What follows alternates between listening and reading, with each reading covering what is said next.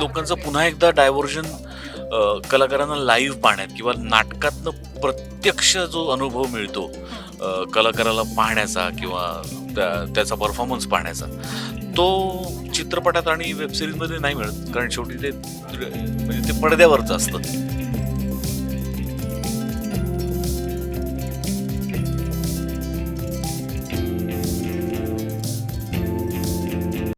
नमस्कार, मी अपर्णा आणि मुंबई तरुण भारतमध्ये पुन्हा एकदा तुम्हा सर्वांचं खूप खूप स्वागत. बरं, लाडकी विहीण योजना हे आगळं वेगळं नाव असणारं भन्नाट नाटक लवकरच प्रेक्षकांच्या भेटीला येत आहे आणि त्याच निमित्तानं माझ्यासोबत आहेत प्रसाद सर. नमस्कार. तर खूप स्वागत मुंबई तरुण भारत. धन्यवाद. जसं मी म्हणाले की आगळं वेगळं नाव आहे, काय यामागे कॉन्सेप्ट होती आणि निर्माते म्हणून आपण असं एक वेगळं नाटक घेऊन यावं, काय सांगतात? हे बघ, कॉन्सेप्ट असं काही नाही. दोन विहिणींच्या मध्ये होणारं नाटक आहे. आणि त्यात निर्मितीताईचं नाव योजना आहे, त्यामुळे लाडकी विहीण योजना. ओके. इतकं सोपं आहे ते. त्यामुळे सुरुवातीला सांगतो की ह्याच्यात कुठलंही राजकीय भाष्य नाही. पॉलिटिकली कुठलीही कमेंट या नाटकातनं आम्ही करू इच्छित नाही, करत नाही आहोत. एका वेगळ्याच धाटणीचं नाटक आहे. अत्यंत मनोरंजन करणारं नाटक आहे. संपूर्ण कुटुंबाला एकत्र एन्जॉय करता येईल असं नाटक आहे. पंचशील तर्फे सुशला सुजित हा सिनेमा प्रोड्यूस केल्यानंतर एक नाटक पण करावा असा आमचा विचार चालू होता.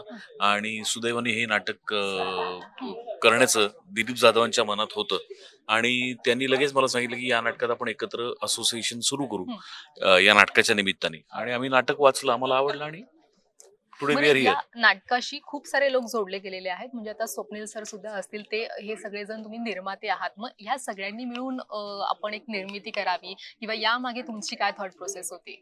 नाही, स्वप्नील, मी आणि संजय मेमाणे आमच्या तिघांचीच कंपनी आहे पंचशील. ओके. हा. आणि दिलीप जाधव अष्टविनायक. सो त्यामुळे स्वप्नील आणि मी आणि संजय मेमाणे आम्ही इथं आहोत. मंजिरी माझी बायको आणि तृप्ती पाटील असे 5 जणांची मिळून पंचशील अशी ती आमची कंपनी आहे. हा. सो नाटक का करायचं ते मी आधी बोललोच की नाटक करायचं होतं, चांगलं नाटक शोधत होतो, ते मिळालं. सो खूप कमी वेळा आम्हाला असं पाहायला मिळतं की दोन खूप चांगले आर्टिस्ट आहेत आणि ते एकत्र मिळून अशी काहीतरी कलाकृती घेऊन येतात. सो आम्हाला सुद्धा हे ऐकताना फार छान वाटलं.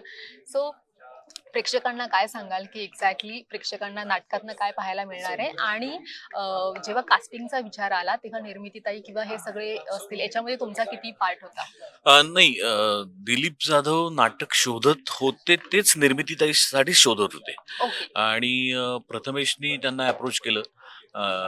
त्यांनी नाटक वाचलं. मग त्यांनी मला सांगितलं की आपण हे नाटक एकत्र प्रोड्यूस करूया. मग आम्ही सगळ्यांनी मिळून ते नाटक वाचलं. म्हणजे मी, प्रथमेश, स्वप्नील, दिलीप दादा आणि निर्मितीताई अर्थात.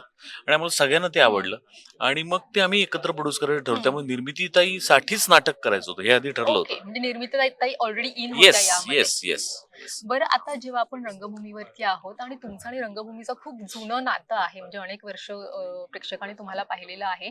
जेव्हा आता पहिली कलाकृती प्रोड्यूस केली आहे रंगभूमीवरती, अशा वेळी जेव्हा पहिलं नाटक केलं असेल, शाळेत केलं असेल, कॉलेजमध्ये केलं असेल, त्याची एखादी आठवण आम्हाला ऐकायला आवडेल. नाही, आठवणी तर खूप आहेत. नाटक माझा म्हणजे माझा बेस आहे असं मला वाटतं. पाया आहे नाटक आणि तो प्रत्येक अभिनेत्याचा असायला हवा. त्यामुळे रंगभूमीनी मला 100% घडवलंय. आणि त्यामुळे रंगभूमीच्या आठवणी तर खूपच आहेत. पण पहिलं नाटक कोणतं केलं होतं? पुण्यातलं पहिलं माझं नाटक पेक्षा आपण मुंबईमध्ये मी आलो. प्रेमाची गोष्ट या नाटकाच्या निमित्ताने मुंबईत आलो, ज्यात डॉक्टर लागू आणि निळू फुले पहिल्यांदा एकत्र काम करत होते आणि त्या नाटकाचा हिरो मी होतो. त्या नाटकाच्या आठवणी खूप आहेत, कारण डॉक्टर लागू आणि निळू फुले सारख्या दिग्गजांबरोबर मला दीड वर्ष एकत्र त्यांच्याबरोबर काम करता आलं आणि खूप खूप काही शिकता आलं. 2 विद्यापीठ आहेत ही 2 नावं म्हणजे. त्यामुळे ती एक आठवण माझ्या मनात कायम आहे. सध्या सिनेमांच्या तुलनेत रंगभूमीला किंवा नाटकांना खूप चांगले दिवस आलेत असं म्हणतायत, असं म्हणावं लागेल आणि खूप जास्त हाऊसफुल शोज सुरू आहेत. हा ड्रास्टिक चेंज तुम्ही कसं पाहता एक रंगभूमीचे कलाकार म्हणून? नाही, असं चित्रपटांनाही उत्तम दिवस आहेतच की. चित्रपटांना उत्तम दिवस नसते तर आता थांबायचं नाही, गुलकंद, नाही, नाही, जारण चालतातच आहे, पण चालतायतच की. रंगभूमीला किंवा नाटकांना जास्त प्रतिसाद मिळतोय.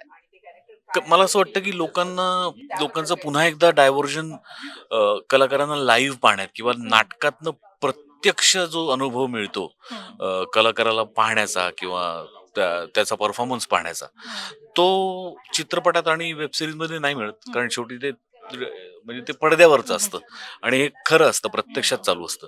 त्यामुळे जसं पूर्वीच्या काळी नाटकाला लोकांचा प्रेफरन्स होता, इतिहासाचं चक्र पुन्हा एकदा त्याच ठिकाणी येऊन थांबतं.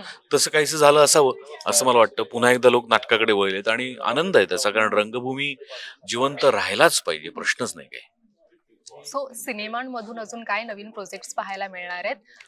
काय सांगाल? माझा आता एक वारी नावाचा चित्रपट येईल, त्यानंतर एक FIR 469 नावाचा चित्रपट येईल आणि नुकतीच मध्ये राज्य सरकारच्या एका सोहळ्यात अनाउन्समेंट झाली. राष्ट्रसंत तुकडोजी महाराजांवर चित्रपट येतोय आणि त्यात मी तुकडोजी महाराजांची भूमिका करतोय. त्याचं शूटिंग चालू होईल आता. ओके. सो नुकता तुमचा वाढदिवस सुद्धा झाला. So belated happy birthday thank you sir. Thank you and thank you so much आणि या नव्या कलाकृतीसाठी सुद्धा खूप खूप थँक्यू शुभेच्छा. Thank you thank you.